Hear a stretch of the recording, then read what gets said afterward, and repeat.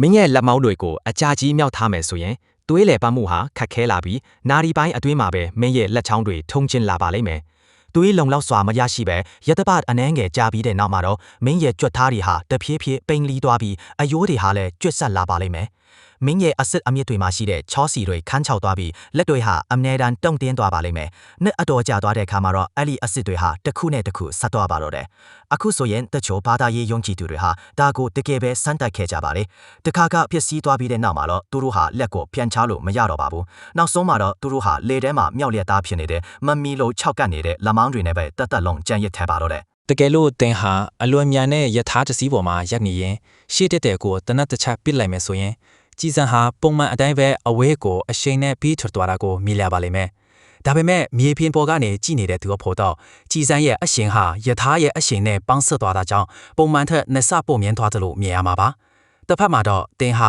နောက်ပြန်လက်အထိယထာရဲ့နောက်ဘက်ကိုတနတ်ပစ်လိုက်မယ်ဆိုရင်ကြည်စံဟာယထာနောက်စီကိုပြီးထွက်သွားတာကိုမြင်ရမှာဖြစ်ပြီးတကယ်လို့ကြည်စံရဲ့အရှင်ဟာယထာရဲ့ရှေ့ကိုသွားနေတဲ့အရှင်နဲ့အတိအကျတူညီနေမယ်ဆိုရင်တစ်ခုနဲ့တစ်ခုအားပြတ်သွားတာကြောင့်ကြည်စံဟာမြေပြင်ပေါ်ကိုဖုတ်ခနဲ့ပြုတ်ကျသွားတယ်လို့မျိုးမြင်တွေ့ရပါတယ်